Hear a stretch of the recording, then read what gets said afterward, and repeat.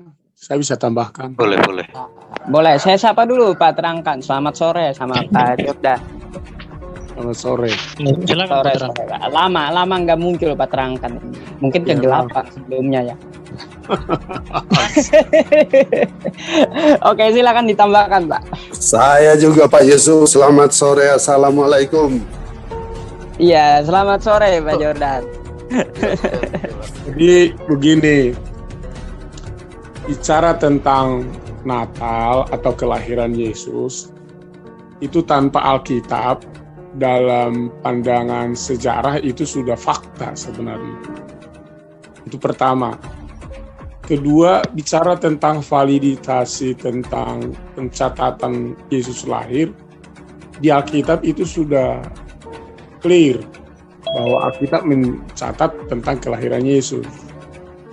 Hanya mungkin kan kita akan bertanya-tanya, bahkan bukan saja di kitab kami, di berbagai kitab, semua termasuk kitab Islam juga pasti bertanya-tanya dong, jikalau ada satu kalimat atau pernyataan dari Alkitab, secara konkret literasinya itu tidak seperti yang kita harapkan, baik itu mungkin seperti yang dibilang si Ansor, mungkin tanggalnya, bulannya, jamnya, harinya, lagi hujan kah, lagi es kah, lagi apa, itu kan tidak ada secara detail seperti itu.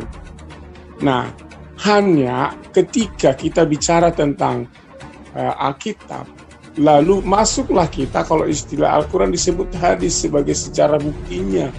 Nah, kami juga punya hal itu. Nah, yang saya bisa sampaikan begini, bicara tentang kelahiran Yesus di dalam literasinya memang disebut bulan 6. Tetapi kata bulan 6 dalam literasi Alkitab ini berdasarkan bulan Israel Yahudi. Gitu loh. Jadi bulan Israel Yahudi itu adalah yang dicatat di dalam bulan 6 di Alkitab itu. Nah, tetapi bulan 6 Yahudi itu berbeda dengan bulan kalender Romawi atau yang sekarang kita pakai gitu. Nah, perbedaannya di mana? Kalau bulan 6 di kalender Yahudi yang dicatat dalam Alkitab, kalau kalender Romawi itu di bulan 3. Nah, kalau dalam kalender Yahudi disebut bulan 6, kalau dihitung ke bulan 6, maka memang jatuhnya bulan kelahiran Yesus itu dalam 9 bulan ya bulan 3. Tetapi itu kan kalender Yahudi. Nah, yang sekarang kita pakai sekarang ini adalah kalender Yunani. Kenapa kita merayakan Natal pada bulan Desember? Maka kalender Romawi. Jadi sehingga perhitungannya mundur pada bulan 3 sampai bulan Desember. Itulah yang dicatat bahwa kelahiran Yesus pada bulan itu, gitu loh. Itu yang bisa saya tambahkan tentang perhitungan tanggal, bulan, dan kelahirannya. Terima kasih. Terus gini Pak, selama Yesus di dunia, adakah ayatnya dia merayakan Natal? Ya tentu logikanya, nalar berpikir kita, nggak mungkin dong di zaman itu ada ulang tahun, kan enggak. Jangankan ulang tahun di zaman Yesus, zamannya nenek saya aja ulang tahun itu nggak ada. Namun karena di dalam kesakralan Yesus ini sebagai historis religi yang sangat tinggi bagi iman Kristen zaman itu, maka dibuatlah sebuah dalam konsep iman bagaimana Yesus ini untuk dirayakan. Yesus sendiri pun tidak sebut rayakanlah kelahiranku, nggak ada seperti itu. Malah yang sering diperingati adalah merayakan kematiannya. Tetapi kita tidak ke situ. Sekarang kita lagi konteksnya mengenai kelahiran. Nah, oleh karena itulah kami pun secara dogmatis diajarkan sampai sekarang kelahiran Yesus tidak bisa dipisahkan dengan kehidupan Yesus. Kehidupan Yesus tidak bisa dipisahkan dengan kematian Yesus. Kematian Yesus tidak bisa dipisahkan dengan kebangkitan Yesus. Kebangkitan Yesus tidak bisa dipisahkan, nanti kedatangan Yesus datang kedua kali. Itu sebuah menjadi dogma dalam iman kami Kristen. Tapi bicara tentang kelahirannya, memang dia lahir gitu. Ya, Assalamualaikum warahmatullahi. Silakan ditambahkan Bang kalau mau. Lah terus itu bagaimana dengan Isa Al-Masih? Pak terangkan. Isa Al-Masih maksudnya? Itu kenaikan Isa Al-Masih yang dipakai orang Kristen kan ada kenaikan Al-Masih itu. Ya. Al-Masih siapa itu? Isa Al-Masih siapa? Tentu Isa Al-Masih itu adalah Isa Al-Masih yang diadopsi dari kekristenan Arab. Oh. Begitu. Jadi ngadopsi dari Arab itu kenaikan Isa Al-Masih itu. Bukan dari Islam ya, dari Kristen Arab. Oh ya, Kristen Arab itu kenaikan Isa Al-Masih. Berarti orang Kristen Arab menyebut Isa Al-Masih siapa itu sebagai apa? Ya Yesus lah. Oh iya, berarti Yesus itu Isa Al-Masih. Ya. Oh. Kalau di Islam itu Isa Al-Masih ya Nabi, tapi kalau di Kristen berarti Isa Al-Masih Tuhan anu Yesus gitu ya. Kalau di dalam Alkitab dikisahkan dalam Alkitab, Yesus itu juga sebagian golongan masyarakat menyebut Yesus itu juga nabi. Jadi enggak. Oh, Dan ada banyak jabatan-jabatan nabi, jabatan-jabatan Yesus saat itu yang dikonotasikan masyarakat kepada Yesus saat itu. Ada berdasarkan ajaran Yesus, ada berdasarkan otoritasnya, ada berdasarkan kecerdasannya. Ketika Yesus mengajar cerdas, maka Yesus disebut guru. Ketika Yesus melakukan mujizat, disebut raja. Ketika Yesus melakukan berbagai keajaiban, maka pernyataan-pernyataan disebut nubuat-nubuatan, maka disebutlah dia nabi. Ketika Yesus mampu mengumpulkan ribuan orang datang kepada dia untuk berkhotbah, maka disebutlah dia raja. Ketika dia bisa mendamaikan orang-orang, maka disebutlah dia Tuhan. Oke, terima kasih. Ya, saya dulu. Assalamualaikum warahmatullahi wabarakatuh. Oh, ini ada murid saya datang murid saya di sini ya. Selamat sore Pak Terangkan, lama tidak ketemu kita ya. Silakan Gurunda. Nih. Silakan Gurunda. Saya kaget sekali sama dosen saya ini. Ya lanjut dulu, saya menyimak tadi dia mengenai cuma saya tidak sabar, saya mau sapa dosen saya tadi kan. Muridnya Bang Awi itu, Bang Terangkan. Muridnya Bang Awi, kebalik itu.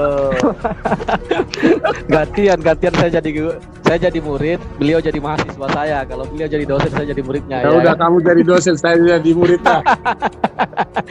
Senang sekali saya dengar suara Pak Terangkan ini, lama saya tunggu-tunggu, jangan-jangan. Assalamualaikum Terangkan. Waalaikumsalam warahmatullahi. Waalaikumsalam. Saya kangen dengan suaranya Pak Terangkan. Jangan-jangan guru saya lagi sakit ini kan. Saya cari-cari murid saya di mana-mana nggak ketemu. Saya punya murid, ketemunya di sini lagi. Saya punya. Kemarin katanya terlalu gelap itu penjelasan. Saya senang dengan penjelasan beliau yang tertata rapi, sistematis, akademis. Cuma ada tadi yang saya menjadi bertanya, berarti mengenai Natal itu berarti cuma dogmatis, Pak dosen ya? Bukan merupakan suatu ajaran dalam Alkitab, itu cuma dogmatis yang diterima dari gereja-gereja mungkin, atau bagaimana ya maksudnya dogmatis di sini Pak dosen? Silakan. Jadi kalau kita lihat memang secara redaksi Alkitab itu kan kita sebut itu sebagai fakta yang kita terima, kebenaran bagi iman Kristen kan gitu. Namun setelah kita lihat bahwa dari berbagai buku-buku lain juga secara historikalnya, bahwa dengan perkembangan gereja yang sudah menemukan bagaimana kehebatan dan kedahsyatan Yesus ini yang sampai bagi iman kami disebut dia Tuhan, maka tentu disusunlah sebuah konsep. Kalau istilah Islam itu disebut Ijtihad, ya, anggaplah ijtihad. Boleh, atau kalau kumpul banyak itu para alim ulama untuk menentukan sebuah keputusan mengenai paham Islam kan begitu. Ya, ijtihad namanya, ijtihad. Nah, lalu demikianlah juga akhirnya dibuat satu keputusan untuk supaya masyarakat itu tertata secara sistematis, mereka mengikuti bagaimana bagian-bagian secara prinsip di dalam iman Kristen kan begitu. Karena zaman itu kan belum ada satu tatanan yang harus mereka ikuti seperti apa, tapi fakta dan kenyataan, kisah dan peristiwa, sejarah dan literasi tertulis tentang Yesus ini itu sudah ada bagi mereka gitu. Oke. Saya sebentar lagi. Saya tadi tertarik dengan pertanyaan Bang Yusuf bahwa apakah di zaman Yesus itu pernah dirayakan? Ternyata tidak, karena dianggap sebagai perayaan ulang tahun saja. Berarti apakah di zaman Yesus itu pernah merayakan hari raya? Yesus pernah merayakan hari raya keagamaan kah atau tidak, atau bagaimana Bang, terangkan? Pak dosen, coba. Karena saya menangkap dari Pak dosen ini bahwa Natal itu adalah semacam ulang tahun kan? Bukan suatu hari raya keagamaan. Nah, jadi begini. Atau mungkin saya salah tangkap. Coba bagaimana? Coba tolong. Pertanyaannya sebenarnya, apa sih hari raya itu? Khususnya kaitannya ketika kita sebut dalam konteks agama. Ya, hari raya keagamaan maksudnya ya. Hari raya keagamaan. Hari raya kan tentu adalah sebuah peristiwa di mana ada momentum yang begitu spesial bagi peristiwa itu yang sangat tercatat dan berkesan bagi kehidupan manusia. Kan itu sebenarnya salah satu contohnya. Kenapa orang Israel merayakan hari raya roti tidak beragi? Itu kan berasal dari momentum di mana orang Israel keluar dari Mesir dan mereka mengalami suatu pertolongan Tuhan yang ajaib, dan sampai sekarang mereka merayakan itu. Kenapa sih Indonesia merayakan hari ulang tahun 17 Agustus? Karena momentum hari itu adalah sebuah hari yang spesial. Lalu waktu kita merdeka, apakah kita sudah merayakan hari kemerdekaan? Kan tentu logisnya kan tidak. Nah, tetapi setelah ditemukan rumusan-rumusan bagaimana kemerdekaan itu terbentuk, ditulis, disusun, baik itu di dalam bentuk kalimat, tatanan, prinsip, undang-undang, maka tentu dibuatlah yang disebut dengan bahwa 17 Agustus kita merayakan hari kemerdekaan. Padahal sebenarnya tanggal berapa kita merdeka itu belum tentu juga nggak tahu tanggal berapa kita merdeka. Ya, tanggal 17 Agustus itu kan deklarasi kemerdekaan. Jadi pertanyaan saya selanjutnya begini, Pak dosen. Pak terangkan, ini saya ada web. Coba Pak terangkan, nanti jelaskan ya. Saya ambil webnya dulu. Oke. Silakan Bang Awi dulu. Iya, saya mau bertanya pertanyaan. Sebenarnya Natal ini hari raya keagamaan apa hari ulang tahun Yesus? Tentu tidak bisa dipisahkan antara hari raya keagamaan dan hari raya kelahiran Yesus. Karena lahirnya Yesuslah, maka dibuatlah itu menjadi hari raya keagamaan, kan gitu. Tapi kalau seumpamanya waktu itu saya namanya si Terangkan yang sangat ajaib seperti Yesus, maka saat itu akan dirayakan hari raya Terangkan. tapi 12 Desember ini dia dirayakan juga oleh selain ajaran Kristen, ini ajaran pagan juga Pak Terangkan. Gimana ini? Nah, makanya Pak Terangkan. Coba saya bacakan dulu. Mari kita simak beberapa kutipan di bawah ini. Katolik Roma dalam Katolik Ensiklopedia edisi 1911 dengan judul Christmas, Anda akan menemukan kalimat yang berbunyi sebagai berikut. Nah, langsung Indonesianya aja ya. Natal bukanlah di kemudian dijadikan hari kelahiran Yesus. Nah, di dalam kitab suci tidak seorang pun yang mengadakan upacara atau menyelenggarakan perayaan untuk merayakan hari kelahiran Yesus. Hanya orang-orang kafir saja seperti Firaun dan Herodes yang berpesta pora merayakan hari kelahirannya di dunia ini. Nah, jadi di sini Pak terangkan Natal itu dinyatakan dari pagan. Nah, di sini lagi kemungkinan besar bangsa Latin atau Roma sejak tahun 354 Masehi telah mengganti hari kelahiran Dewa Matahari dari tanggal 6 Januari ke 25 Desember. Yang merupakan hari kelahiran anak Dewa Mitra atau kelahiran Dewa Matahari yang tak terkalahkan. Tindakan ini mengakibatkan orang-orang Kristen Syria dan Armenia marah-marah karena sudah terbiasa merayakan hari kelahiran Yesus pada tanggal 6 Januari. Mereka mengecam bahwa perayaan tanggal 25 Desember itu adalah hari kelahiran Dewa Matahari yang dipercayai oleh bangsa Romawi. Penyusupan ajaran ini ke dalam agama Kristen dilakukan oleh Cerinthus. Nah, dari mana bukti bahwa Natal adalah meniru-niru upacara peribadatan kaum pagan? Nah, tanggal 25 Desember adalah hari Natal dua dewa terkemuka pada masa purba, yaitu perayaan kelahiran Dewa Matahari bangsa Roma yang dikenal dengan perayaan Solis Invictus dan Dewa Mitras, nah, Dewa Matahari. Jadi ya intinya gitulah, Pak terangkan dari pagan gitu. Nah, termasuk juga pohon cemara itu ternyata dari Nimrod nih. Nah, di sini dikatakan dari pohon evergreen.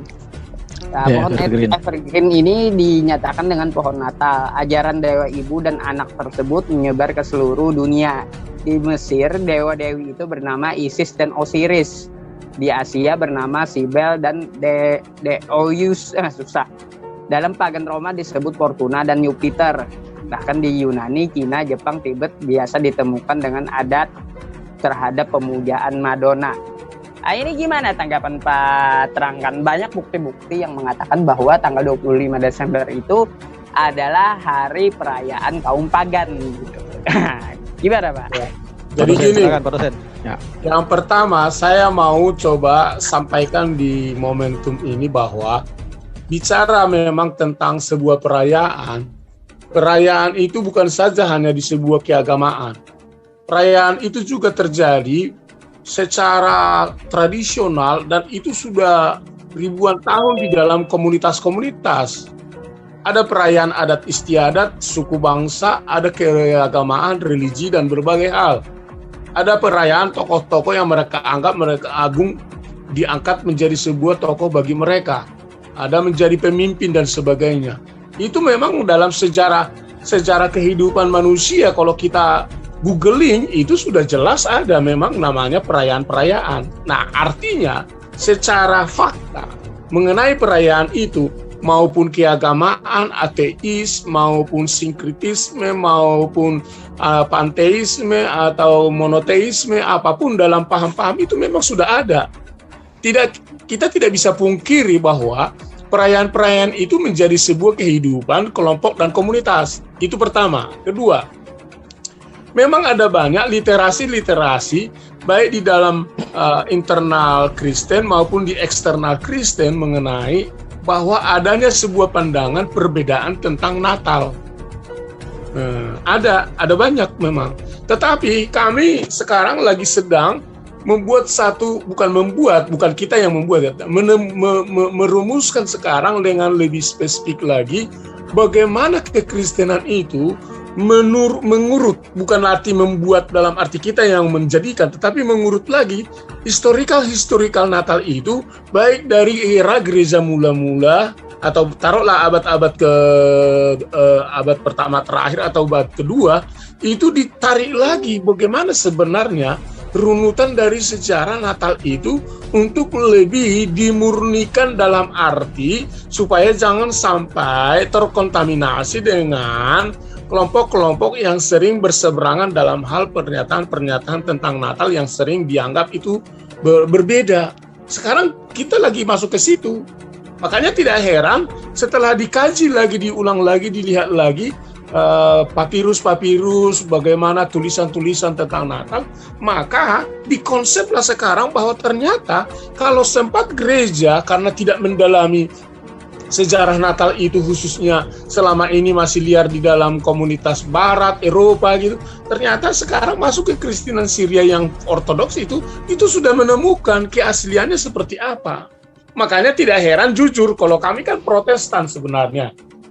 Beda dengan Bambang Nursena yang memang dia adalah Kristen ortodoks yang di mana papirus-papirusnya atau historikalnya itu sudah sangat paten di sana, dan mereka gali lagi bagaimana sesungguhnya historikal Natal itu baik dalam jemaat, baik di dalam tokoh-tokoh yang menuliskannya, itu dibuatlah sebuah benang merah bahwa ternyata inilah esensi Natal itu di dalam iman Kristen. Saya tidak bisa pungkiri juga kalau Pak Yusuf mengatakan seperti itu dari googling, dari bahkan mungkin maaf kalau dari internal Kristen resmi dari organisasi gereja resmi mengatakan hal-hal begitu. Tapi sekarang kami sedang lagi memadukan bagaimana paham yang mungkin masih sempit itu, yang konsepnya seperti itu, lalu kami sekarang menelusuri dan ternyata file-file data virus-virusnya itu ada, bahwa ternyata Natal yang selama ini dianggap seperti ini dan itu, termasuk yang dibacakan tadi Pak Yusuf itu semua batal karena adanya virus penjelasan historical Natal yang lebih valid, lebih tertua, dan itu sangat dipegang oleh gereja pada zaman-zaman abad pertama, kedua, ketiga. Kira-kira begitu Pak Yusuf. Oke, saya cuma menanyakan itu aja Pak Terangkan. Sebelumnya saya sapa dulu nih dari abang saya juga dari Kristen ya. Selamat sore Bang Bob. Selamat sore Pak Ustaz. Iya, kita coba bahas tentang Natal ini Bang Bob. Mungkin Siap. tambahan dari Bang Bob. Silakan Bang. Untuk sementara saya menyimak dulu ya. Nanti mungkin setelah saya menyimak mungkin saya kasih pandangan. Silakan Bang Awi tanggapannya. Oke, terima kasih Bang Yusuf. Iya, memang begini Pak dosen, sistematis. Meskipun sudah ada artikel tadi, beliau selalu kuat mempertahankan argumennya. Namanya juga Pak dosen kan gantian saja di guru dan Lalu